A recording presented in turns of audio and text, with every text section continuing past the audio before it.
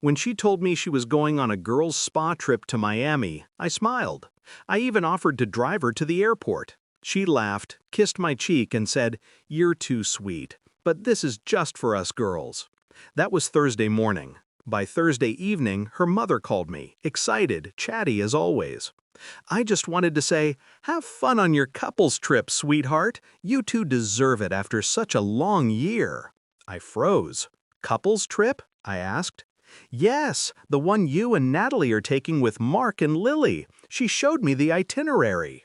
Mark, her ex-lover, the one she swore she blocked. I didn't argue. I didn't even tell her mother the truth right then. I just thanked her, hung up, and stared at the phone for a long, quiet minute. That was the moment something in me snapped, but not loudly, quietly, controlled, like a glass breaking underwater. We had been together for 7 years, married for 5. She used to look at me like I was the center of her gravity. Now I realized she'd just been orbiting convenience. I remembered the little changes. Her phone always face down, her new perfume for self-care, the way she suddenly loved Pilates, though she used to call it boring stretching. And the laughter, the kind that didn't include me anymore. The night she left, I didn't sleep. Instead, I opened my laptop. I had suspected something for months, so I had prepared. Every message, every call, every cloud backup. Natalie wasn't just careless, she was arrogant. Her girls' trip group chat included him under a fake name. But her iCloud synced everything to her MacBook at home. Screenshots, dates, flight numbers, hotel confirmations. Every piece of her lie, neatly archived. By sunrise, I had a folder labeled Miami Truth. I also had a plan. See, Natalie handled our joint finances. She thought I never paid attention, but I did. Always. Quietly. 2 months ago, I transferred most of our savings into a separate account under my name.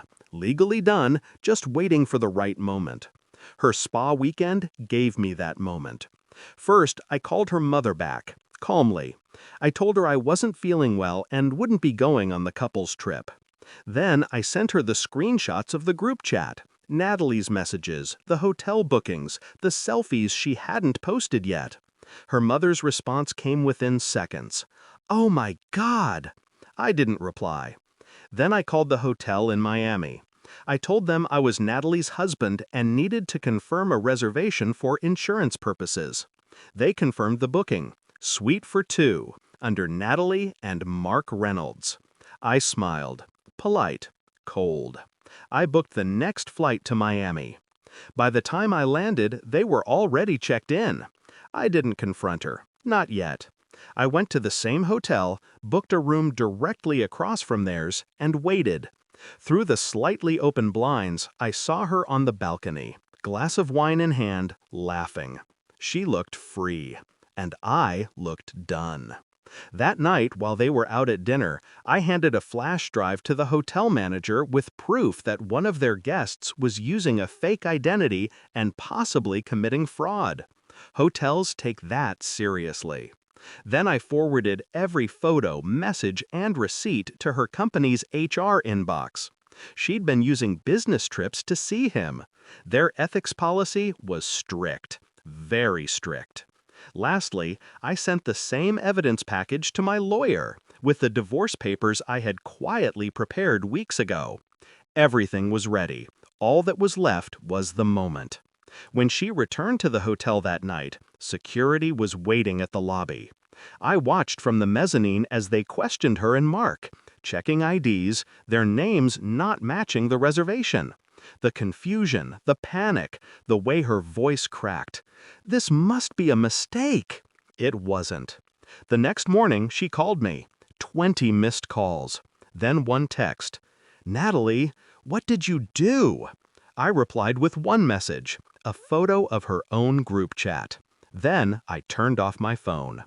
When I returned home, she was there, bags at the door, tears already rehearsed. "I can explain," she said, voice trembling. I let her. I listened to every lie, every half-truth, every sob. Then I handed her the divorce papers. "You already did explain," I said, "just not to me." Her knees gave out.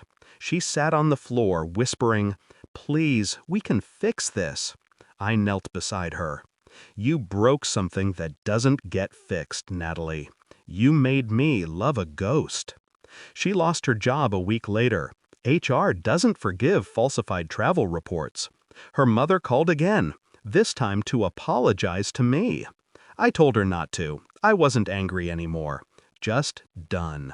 Sometimes I think back to that weekend, how she smiled at the airport, how sure she was that I'd stay blind. She never realized I was watching the whole time.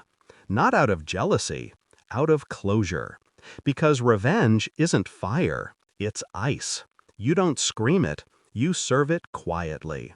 And when the world catches up, you simply step aside and let the truth finish the job.